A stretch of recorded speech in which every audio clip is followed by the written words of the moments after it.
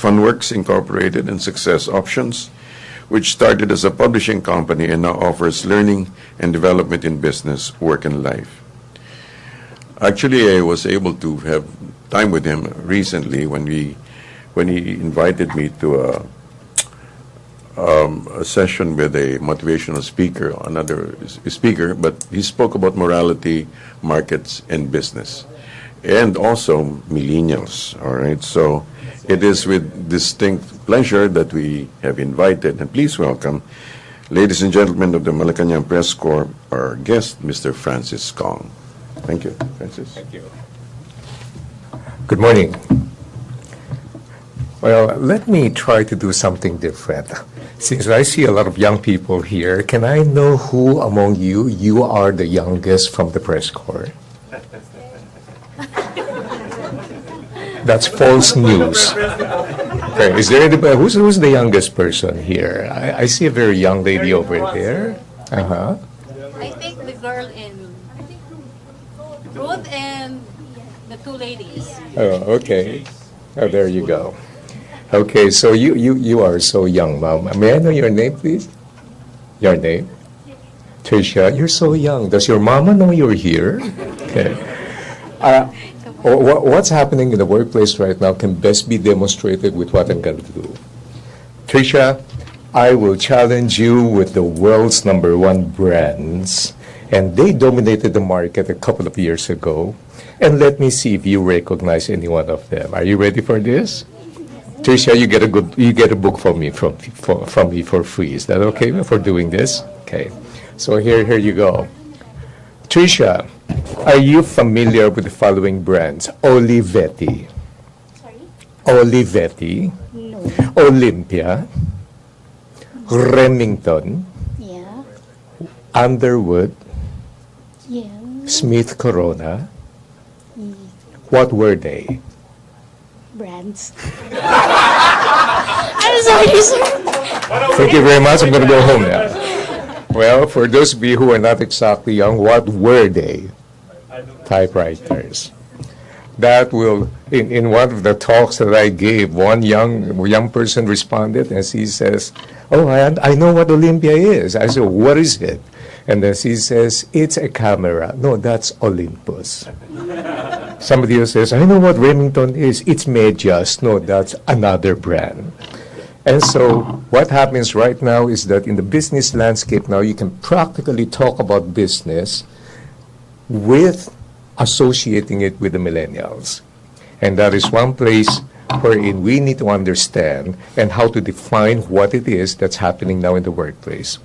If you take a look around you, you can see that the country is a very young country. Our median age is what? 24 years old.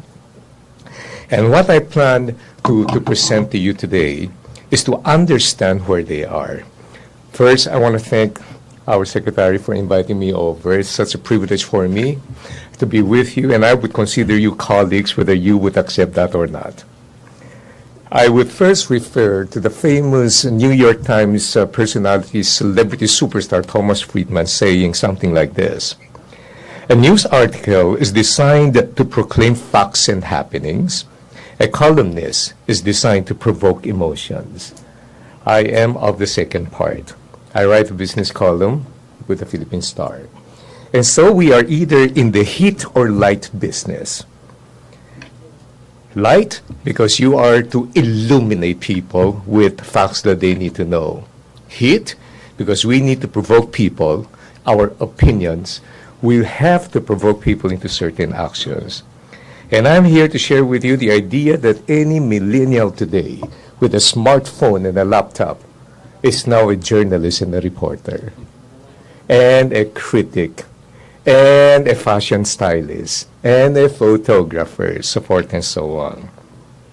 Now, I'd like you, ladies and gentlemen, to know where I'm coming from. I move in the area of business, and I speak and I train business people, whatever hierarchy they belong to in the food chain, corporate food chain.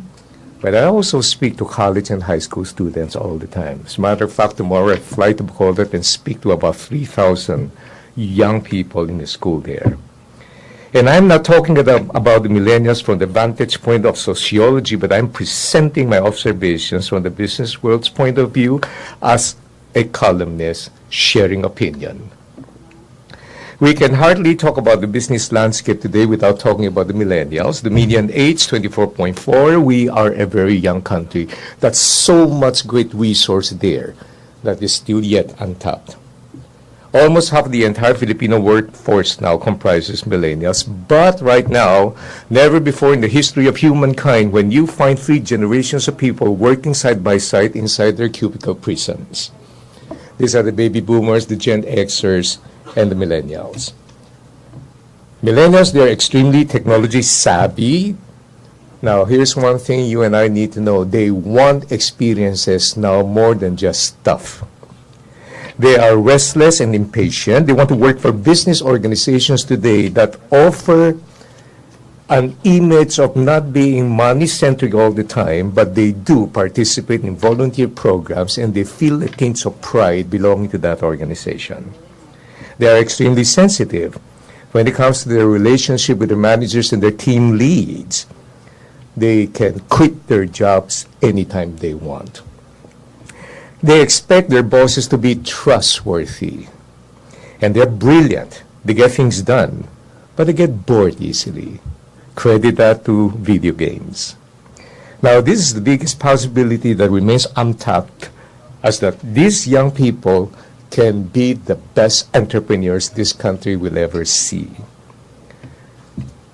In many business organizations, I see the same 3 common gaps happening. Number 1, skills gap. Educational institutions are not churning out graduates well equipped to take over the task, and that's why the moment they get on board on business organizations, companies will have to spend a lot of money retooling them, retraining them, and reconfiguring them so that they can work. Now, before we get into the case of the failing educational system, which may be unfair, my question now is, how do we equip the young people today with emerging skills that are not yet there, but the moment when they get on board, technology now will introduce new things? Number 2, what I find is the leadership gap. Leadership gap because senior, tenured managers don't even know the mindset of the young people, and they use old ways, and they drive talented young people away. Top 2 reasons why talented young people quit. Number 1, they can't get along with their bosses, and number 2, the feeling that they are not appreciated. And number 3, and I think this is the biggest one, the values gap. Somehow, the modern day lifestyle has brought them to a point wherein certain important things are treated as casual and certain casual things are given and blown up with unnecessary importance. And this is why in most clientele of mine, the word malasakit now is very, very high in their corporate value scheme. But amazingly, one corporate value that is rising in prominence and importance is integrity as well. Here are the following traits. Number 1, the millennials today, they want authenticity. They actually appreciate raw videos and footages that can show blemishes and faults. Any video that you present that is too polished, they will immediately suspect that it has commercial transactions agenda behind it. Number 2, they appreciate genuine mistakes. It reminds them that you and I are all human. Number 3, they see the entire industry not only as a means to get money and things that can satisfy their immediate wants, but when they start working in companies that present them with long-term retirement benefits, it does not interest them at all. Now, before we get into the case of the young people for being impatient, ladies and gentlemen of the press, let me ask you one question. When we were in school and we want to do our research, where do we go? Library. What kinds of books do we have to pull off the shelves? Encyclopedia. We open 5 volumes, we can't find the answer. The next question now I'm going to ask Tricia is today, when you want to do research, where do you go? No, you go to coffee shop and you bring Google with you. And so within a few nanoseconds, you have your answer right away. So in terms of the corporate business compensation plan and all these things, will have to provide some immediate results. And when you make them wait, they don't have the patience for that. As a business person, my caution to the industry is that we cannot look at these young people today as consumers. We have to look at the young people today as creators. They have, by the tip of their fingertips, all the tools to create new things, and they are the ones that are causing disruptions in the business industry. This is why leaders need to update and upgrade their leadership skills, while the young people now illumine the world, and to give them a better chance of tapping into their potential in this world. Let me just conclude by saying, my son Brian now, he's 34 years old. He's running a successful restaurant chain called Crazy Katsu with his Japanese partner, but he's a musician. Young people are creative, yet they are entrepreneurial. One key word for our entire team now is, let's tap into the entrepreneurial spirit of the young people, because it is there, but we just have to tap into it. My designer daughter, who's building a name for herself, I'm beginning to be known as, you're the daddy of Hannah Kong, and I love it because she does designs. And she's 29 years old. And my youngest, Rachel, graduated in multimedia arts. She's been assisting me in my slides and my graphics. She's now handling my consultancy business at 25 years old. They are all entrepreneurs. Last year, I had a heart-to-heart daddy-to-daughter talk with my youngest, Rachel, and I said, sweetheart, you've been assisting your dad so well. I feel like I want to increase your salary. And she looked at me, teary-eyed, and she said, Dad, I'm your daughter, you're my father. You don't have to do that. I want profit sharing. That's the entrepreneurial spirit with all the young. Maraming salamat po, and God bless you. Malacanang Press Corps, would you like to ask more inspirational message? Just Marlon Ramos? Why? Just joking. Sir, you were talking about values gap, leadership gaps, Skills gap. skills gap, the need for having soft skills. Mm-hmm. So, what do you have any unsolicited advice to our president? The one advantage I see him tapping on right now is a sense of authenticity image that the young perceive him to be. Like whatever he promised, he's doing it. And that strikes a big chord among the young people right now. Yeah. He promised to end our problem with the illegal drugs within the 6 months of his presidency. Mm-hmm. Now he's saying he'll be doing it until 2022, until his last day in office. I'm a person who understands business. You don't get result by means of an event. To get good result, you need process, and that's why process takes time. But at least the one thing that I've been hearing a lot of young people say, we were never even informed, and we did not even know how huge and how big and how wide the scope of that problem is until now. So if you are a business person with a business mindset, identifying the problem is already 50% of the solution. So I would rather still say that we got to be patient and wait for more results. And a lot of things will have to be challenged in the process. Sir, do you think there's a need for the president to change the way he speaks, the way he chooses his words? Words are extremely powerful. And you and I need to understand the moment our words leave our mouth, they're no longer ours. We have to be accountable. But we cannot change our words that will make us detached from our personality and our humanness and our real self. We can, however, choose words that will not compromise on its integrity, but perhaps say it in a more palatable way that people can understand, and so that you lessen the risk of being misunderstood. So communications is key. You guys know that very well. An issue can be neutral, but with the use of words, you can make it explosive or you can make it passive. And so I do agree that perhaps in communications, well, as a communicator myself, I also have to understand when I started speaking, I'm of the Chinese background. It's so difficult to first think in Chinese and then translate that into Filipino and then in English. And I think being somebody from the southern part of the country, he will have to go through that process also. So I would rather just give him the benefit of the doubt. And I would say that as long as what you say aligns with what you do, then that for me spells authenticity. Henry You're Uri, DZRH. Good morning, sir. I'll Yes, go sir. to the issue of corruption. Recent report of Transparency International says that the Philippines still ranked 95 among 168 countries all over the world. Although it is 10 notches lower to what we have got last year, but the corruption is still the problem in our country. Yeah. What do you think the president should immediately do to resolve corruption? We have always understood a basic principle in life that a fish rots from the head. Therefore, in any organization, it is always trickle-down morality.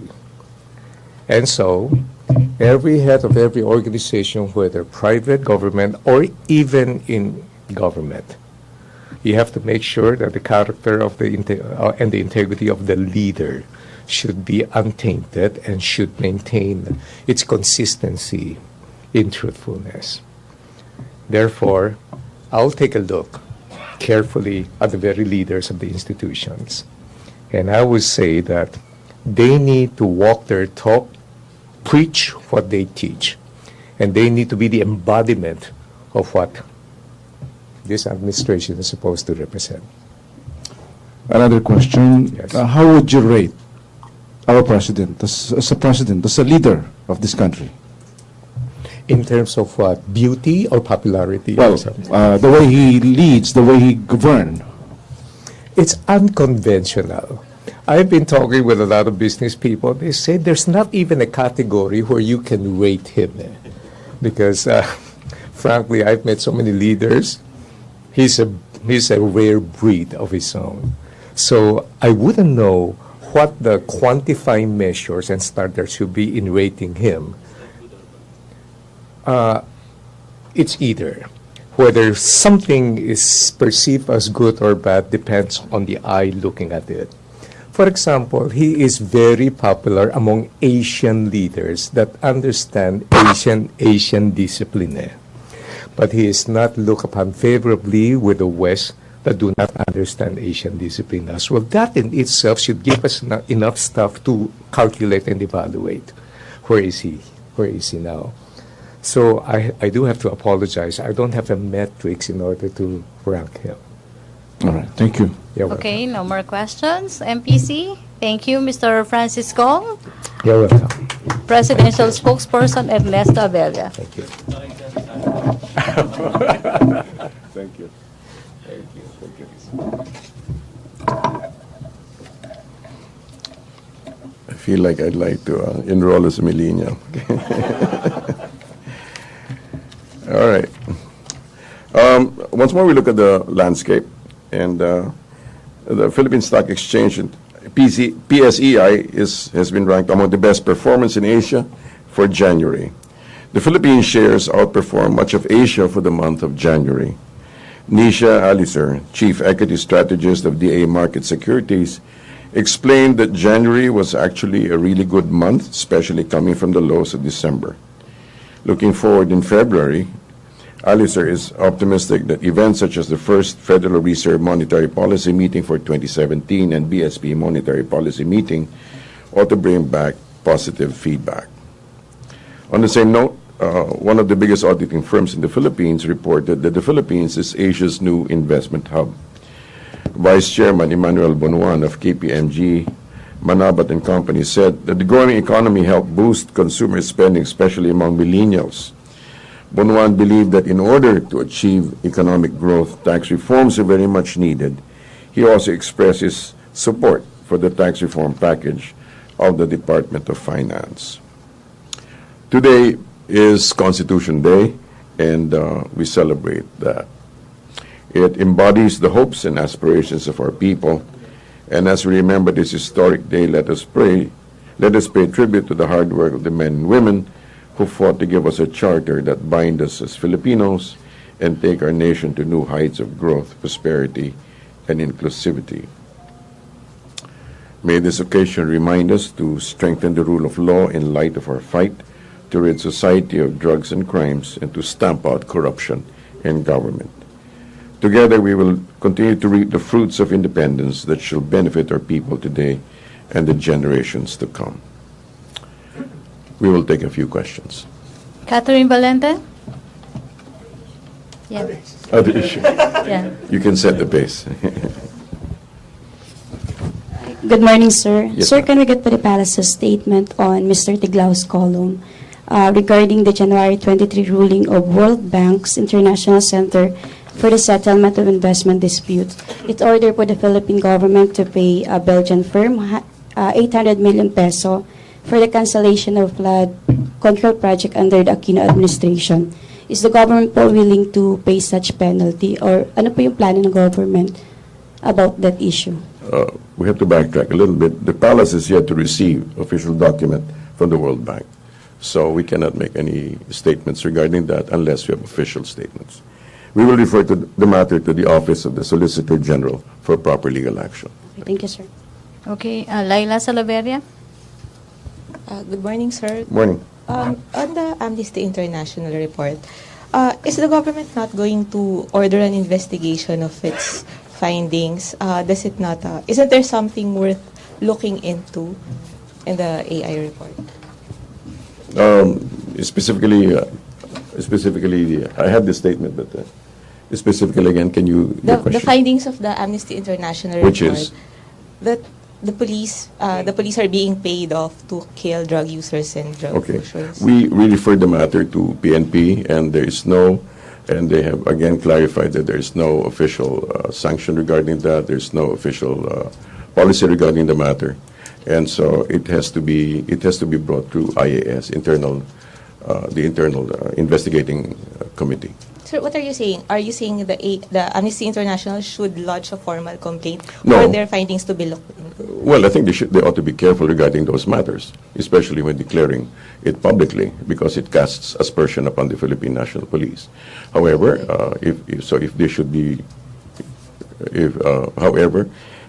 when we referred to PNP, there was no official. Again, like you said, there's no official matter regarding the matter. Yeah, I understand the PNP gave a blanket denial, but Yes. on the part of the government, don't you think this warrants an investigation by maybe another institution? Or Well, the government itself is pursuing internal cleansing, internal investigation. So whatever they say is simply coal to Newcastle. Thank you. Sir, it has also been asked, on the drug war, why did it take the killing of a Korean businessman for the government to stop the police involvement in the anti-drug operations? Did he find nothing suspicious about the deaths of nearly 7,000 drug suspects? I think you have to put it within the context of the entire operation. As the President has continually explained it, that the matter of deaths under investigation has to be made in reference to the thousands of arrests made, the thousands of operations. Okay. Now the unique situation regarding that death merits attention, and so it's not as if it's what happens ordinarily. So the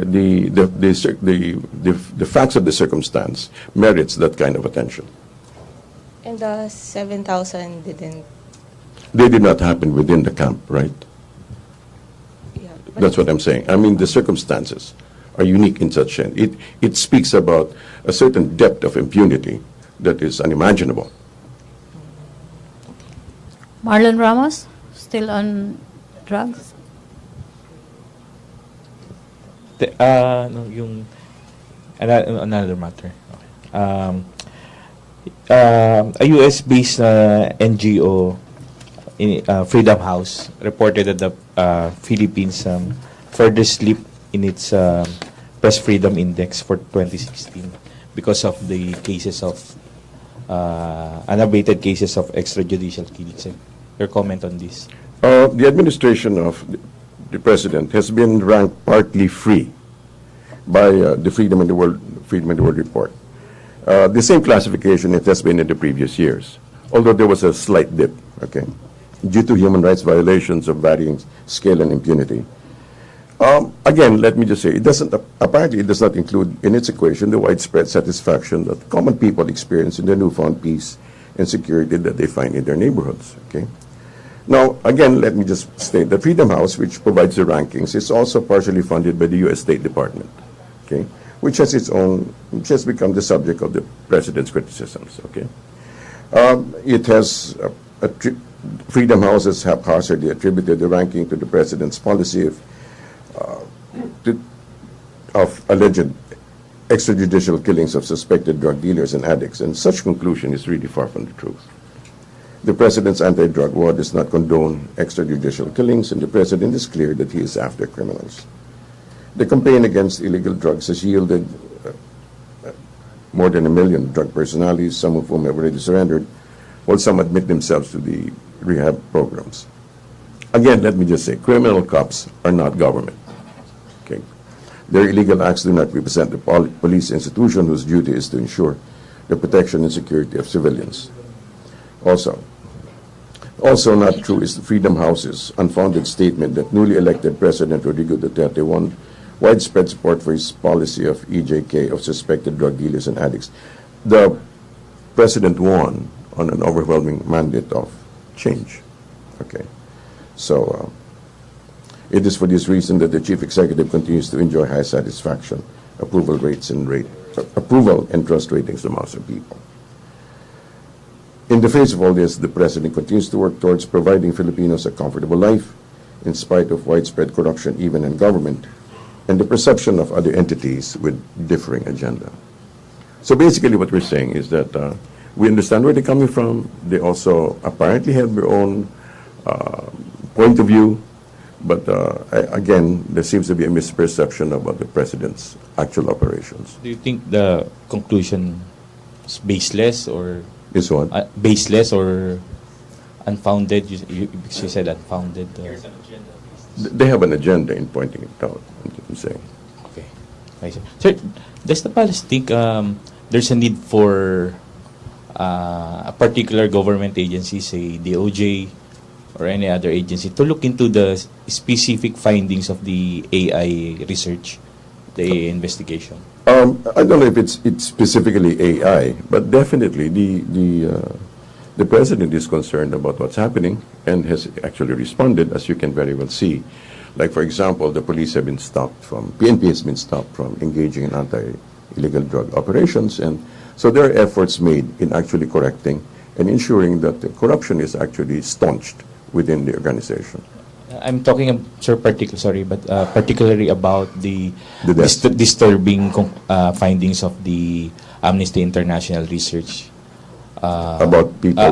About yes, Payoffs. the payoffs, yes, Payoffs. of the cash It's it's part of the cleansing operation. It's being looked into. Thank you, sir. Thank you. Joseph Morong? Sir, since General Bato announced the stoppage at the very least of the Tokhang, Yes. why do you think is there a slowdown in the number of deaths of drug addicts? What do you mean? So the implication is? No, why do you think is there a slowdown of the number of drug-related killings, sir? It may be attributed to a number of issues. Like- It may be. I cannot speculate on that matter. It's not for me. But simply that it's also lessened. Sir, Senator Cheese, I think, wants to call on the AI to ask them about their findings. So what does the palace think about this? He's free to do so. Do you agree In what?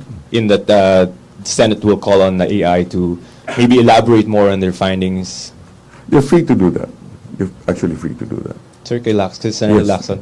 Sabi niya, sir, yung the EFP running after Scalawag policemen, medyo parang dangerous siya because we will have to arm the groups, armed units running after each other, sir.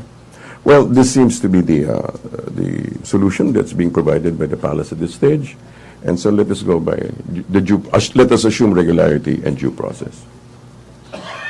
Ace Romero? Yusek, you already mentioned that you do not condone extrajudicial killings. Not but- I mean the government. The The government. government, yes, Okay. sure, But the Amnesty International said the policemen were incited by the rhetoric of President Rodrigo Duterte. At least they were incited because of his, inflammatory statements against drug lords. Do you agree with that? These are AI's observations, and they have to be they are actually opinions.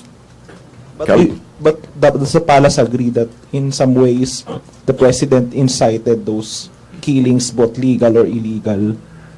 All I can say is that the president has repeatedly said that the drug apparatus needs to be destroyed. Okay, whether it is to incite killing is not under the. It's a separate matter. It's a separate matter. But definitely, what the president has continued to stress is that the drug apparatus must be destroyed. That's why he frames it in terms of war. For example, yung rhetoric ni President na kill them, shoot them, you don't agree that incited some killings in one way or another? Parang ganun. Well, some of these quote-unquote scalawags may have taken that, I'm saying it may have taken that as a form of cover in order to do engage in their own operations.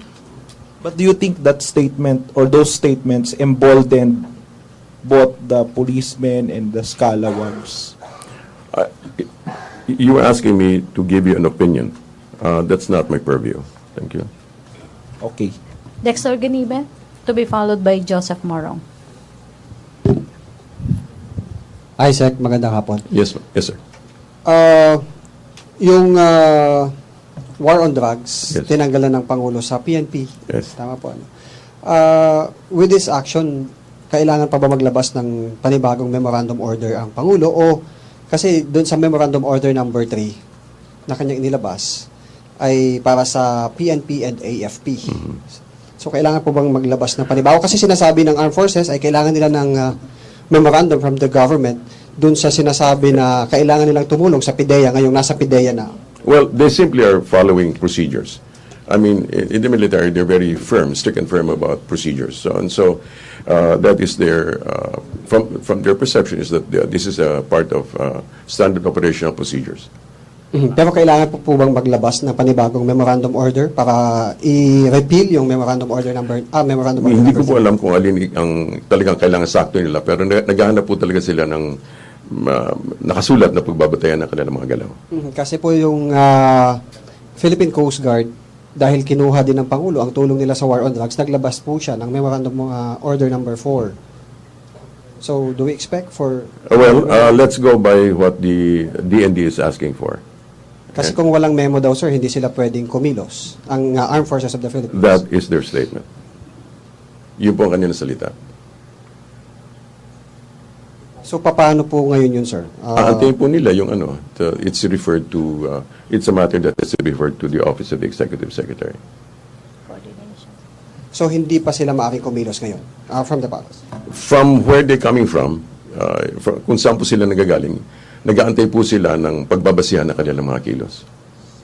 So, may gagawin ang palace? Come again? May hakbang ang palasyo para sila? Inaantay po nila yung manggagaling sa office ng ES. Okay, thank you, Dexter. Joseph Morong? So yun pong pag-transfer ng operations from the police to the PIDEA, is that an implicit admission or concession of the point that it has been used as a cover by several rogue cops? I don't know if it's an admission of that's in the cover, but it is an admission. As far as the president's statement said, that the PNP at this stage is how do you put it, incapable of of carrying out these very sensitive positions, and therefore these operations should now be referred to the proper organization, which is PDEA. 6 months before, 7 months before, he didn't know that the PNP will not be very capable of carrying out such a sensitive operation. Like the gentleman said earlier, things need a process. And the president very validly has undergone a process. And so this is part of the process. It's part of the democratic process. He has not jumped into breathtaking conclusions that they are not trustworthy. In fact, he has given them his encouragement, his warnings, and now he sees that the depth is really profound and therefore needs to be stopped, staunched, and transferred. Okay, sir. Thank you. Okay, follow up, Marlon Ramos. The president said 4 out of 10 policemen are corrupt. Do you think the PNP would be able to purge its ranks of scalawags and misfits before the president's terms end on? It's something that we have to trust. You know, it's something that, again, it's a again, we belong to a democratic society. We go through processes, and if the nation participates, if the government participates, then we can at least hope for a substantial change in that organization. How do you think should the PNP go about this? Isipin mo, 40% of the 170,000. So you're talking about 70,000 of them are corrupt. Well, how will the PNP purge those? How will they? I leave it to them. But obviously, this time is a moment of they need to reflect deeply on their own situation, on their own organization. One of the primary concerns about the president's drug war is the fact that it has no blueprint, a written policy on how to go about the drug war. After the purging of the PNP, will there be one? Will the president approve or release any order specifically stating how to go about the drug war? I don't think it's entirely accurate to say that he does not have a blueprint. He does have a blueprint. It may not be written out according to procedures the way we understand it, but he is following a particular blueprint. If you notice, he's been very consistent. He identifies, he names, and that's part of it. Okay, but if you're asking, will it be written down? It's something that I think that they may not, but definitely there is a blueprint, and that's coming from the president's directives himself. Pero is there an EO, any kind of order coming from the president stating how PIDEA, how the military, how the PNP should go about it? It's something that they have to thresh out. Okay, thank you, Marlon. Next, Bombo, Raymond Tinasa. Other issue na to. Sir, good nun. Bisan ko yung 2 puntos. Sir, reaction nyo sa sinabi ni Defense Secretary Delphine Lorenzana na mismong posible na misinform itong si Pangulong Duterte kaugnay sa kanyang sinabi na arms depot dahil categorical na sinabi sa panayam ni Secretary Lorenzana na walang nagbababa ng armas mula sa US Armed Forces. Siguro, may bang mapanagot or mahalam kung sino yung nagsabi ng maling impormasyon kay Pangulo? I don't know if it's a question of misinformation or feeding him wrong information, but definitely the president has his own sources about how he understands the situation. He did say that, for example, there were plans to build. This is from his last press briefing. He did mention about how there were plans to set up facilities to receive supplies, and this is where he was coming from. Because under the EDCA agreement, apparently it still is possible to do so. However, he says there must be no permanent structures, and it should not allow for arms supplies, and that seems to be where he was coming from. Sir, last point. With all the reported violations of the New People's Army with their own unilateral ceasefire, And yung sinabi ni Secretary Lorenzana kanina, na yung NPAA, nangangwarta na daw at wala na yung ideolohiya. Do you still trust the CPP, NP, and NDF in the peace process? Although I understand the position of the President to go and all out for peace. Your question is? Do you still trust the CPP, NPA, NDF in the negotiations? Apparently, yes, they continue to converse with the leadership. However, it is the leadership's the onus is upon the leadership in order to make sure that their ranks are actually walking also their talk. Okay, thank you, Raymond. Last two questions, Dexter Ganive and Joseph Morong. Dexter. Sir, 2 points lang. Yes, ma'am. Follow Yes, up sir. dun sa kay Raymond. Yung binabanggit, hindi kaya yung binabanggit ng Pangulo na arms supply? Kasi kahapon naglabas ng information ang US Embassy na may binigay silang grant na mga high-powered firearms or mga pang counter-terrorism arms sa Army and Philippine Marines. Hindi kaya ito yung It may have reference to that, partial reference to that. It may have. Sir, other issue. Nabanggit nyo kahapon sa isang statement na si Executive Secretary Salvador Medialdea pa lang ang naitatalagang chairman ng EDSA People Power Commission at wala pang ibang mga opisyal doon sa commission na which is yung mga dating opisyal doon, ecoterminos, ibig sabihin wala na sila ngayon sa pwesto. Okay. So paano po yung magiging paghahanda dahil nasa 3 linggo na lang EDSA People Power anniversary na po? I'm sure the office of the executive secretary is very capable and they'll be able to manage that. Kahit siya lang mag-isa, sir, kahit walang ibang opisyal doon sa EPPC? Hayaan po natin siya na gumawa ng kanyang sariling komite. Okay, thank you, Dexter. Joseph, last question. Sa NDF lang.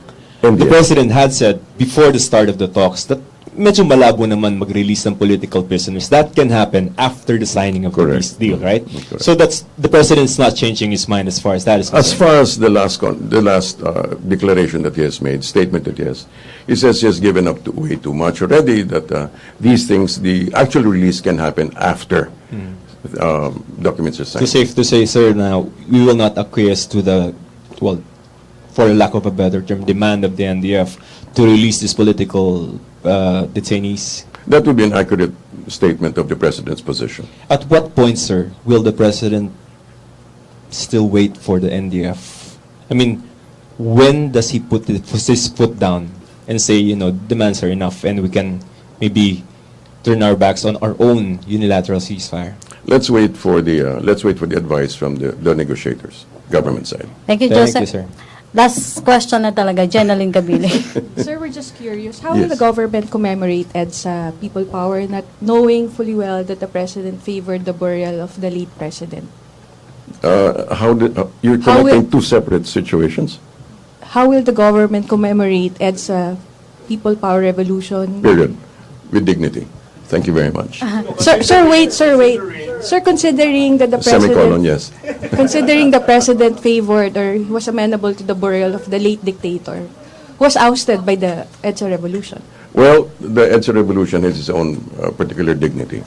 Thank you very much. Okay. Separate. Joseph, please use the microphone. Benji Liwanag, last question na si Benji. Sir, on the delisting on the terror list of Joma season, Yes. since nagsalita na yung NPA, may pagbabago ho ba on the government? Are you going to still Correct me if I'm wrong, for but I that? don't think the NPA statement was an official statement. Was it an official statement? Yes, sir. Stating It's official specifically because, that? yeah, he's the spokesman of New People's Army. That's his Kaoris and And the still actual 1%. statement said February 10, sir. that there would be Unilateral ceasefire. Okay, let's just go. Let's just let events unfold properly. At this stage, anything I say might be speculation regarding that matter. Okay. Point 5. Sir, how do you... I don't think you can divorce Marcos from the People Power Revolution, Alright. but at least the first one. How Right. can you now, rephrasing the question of Ms. Atijen, how are you going to celebrate it, considering the fact that the President agreed to that Marcos be buried at the Libingan? I mean, Again, let me say, like I said, it will be with dignity. in the sense of no. When I say with dignity, I mean it will, whatever they do will be to honor, will be to give it its due honor. That's what I'm saying. I will give it its due honor. How it unfolds, we will have to find out. I will have to check with the mat. I will have to check with the office. What of the and ES. who are we honoring when we commemorate EDSA? I will find out. Okay, thank you, Joseph. No, I mean the way it's been. If you're asking me how it will be done, so I will find out. Okay, Okay. thank you, Joseph. All Thank right. you, Presidential Spokesperson Ernesto Abella. Thank Thank you very you, much, Mr. yes. Francis Kong. Thank you, Malacanang Press Corps. Back to our main studio sa Radyo ng Bayan at PTB for